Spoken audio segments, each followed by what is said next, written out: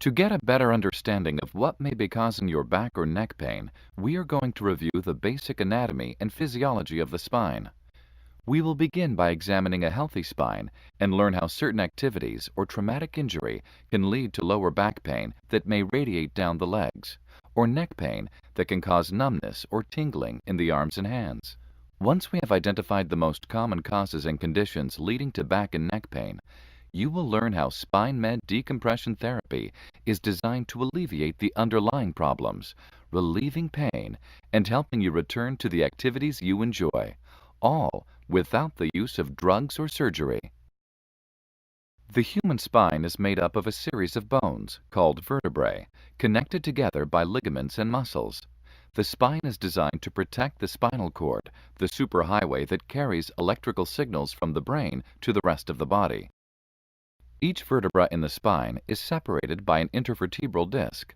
For simplicity's sake, the disc can be likened to a jelly donut. It has a soft gel-like substance in the center called the nucleus pulposus, which is surrounded by a tough outer coating called the annulus fibrosus. The discs serve three primary functions. They act as shock absorbers to prevent compression fractures of the vertebrae. They provide mobility to the spine, allowing it to bend and twist. And they separate the vertebrae, allowing nerve roots to branch off from the spinal cord and travel to the rest of the body. Let's take a closer look at a healthy intervertebral disc, this time looking down on it from above. The pink portion represents the nucleus. This is the gel-like center of the disc responsible for healthy disc height. Water is held within the nucleus by tiny sponge-like molecules called proteoglycan aggregates. These super sponges have an amazing ability to attract and hold over 500 times their own mass in water. The nucleus is surrounded by the annulus fibrosus. Like the term fibrosis implies, the annulus is a tough, fibrous material made primarily of type 1 collagen. Its primary job is to keep the nucleus contained in the center of the disc. In a healthy disc, the annulus is very pliable and capable of bending and flexing. Notice that the annulus has its own nerve supply, shown by the yellow dots along the outer wall. The spinal nerve roots, seen here in yellow, are extensions of the brain and spinal cord. The facet joints are located just behind the spinal nerve roots. It is at these joints that the vertebrae make contact as they are stacked upon one another. The disc relies on the transfer of fluids and nutrients from the vertebrae above and below, as well as the outer layer of the annulus to stay healthy. Excessive loads on the discs result in increased pressure that slows the transfer of these vital fluids and nutrients. Continued wear and tear results in dehydration and disc degeneration. Excessive weight, poor posture, heavy lifting, or repetitive movements may accelerate this process. The most common feature of disc degeneration is the loss of fluid in the disc nucleus. As the discs shrink, the space between the vertebrae decreases, causing more bone-on-bone activity at the facet joint. This may cause pain and irritation, known as facet syndrome. Furthermore, disc dehydration causes the tough, pliable outer coating of the disc to become brittle and susceptible to cracks and tears that may lead to disc herniations. As we learned earlier, this outer layer of the disc has its own nerve supply. Small cracks or tears in the annulus alone may cause severe low back pain. As the tears worsen, the gel-like material of the nucleus begins to push through the annular wall, creating a disc bulge.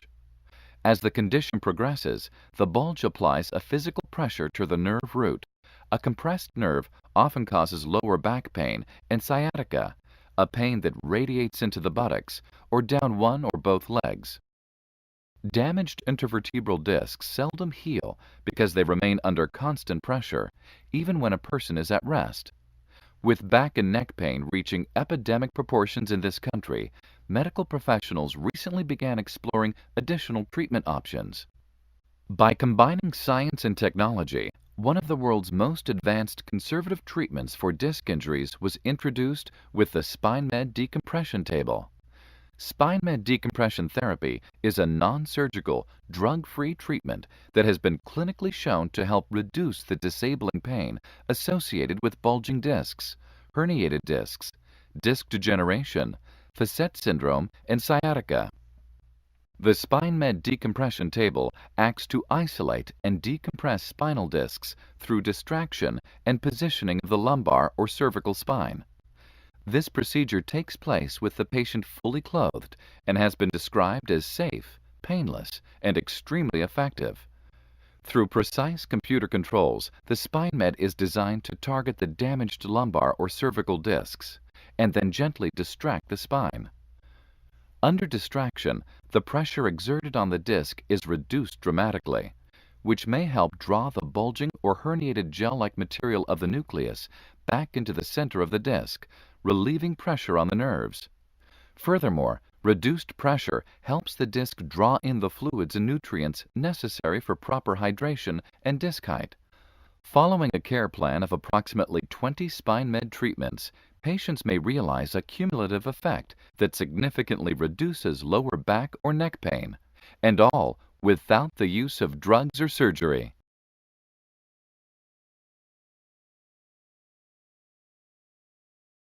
Before I got into SpineMed, the pain was so bad that it would interfere with my day at work to where I was grouchy, I was irritable.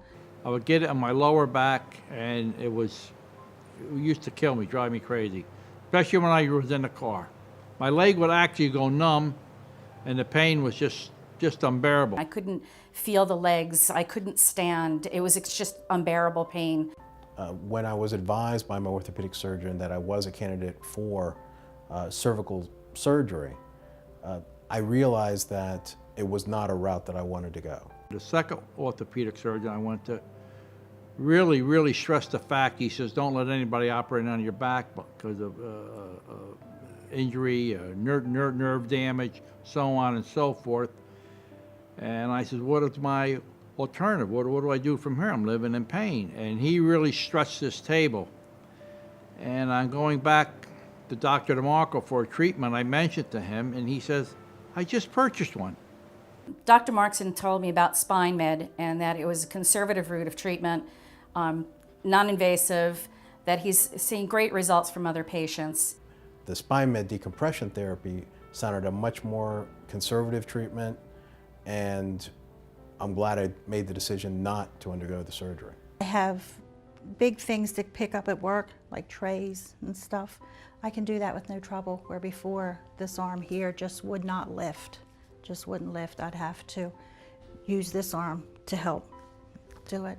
And now I'm just picking it up and going on with my life and run around circles. Some of them people are Having actually undergone this SpineMed decompression therapy myself, I've actually recommended it to several of my clients. Clients of mine that are in the same situation I was.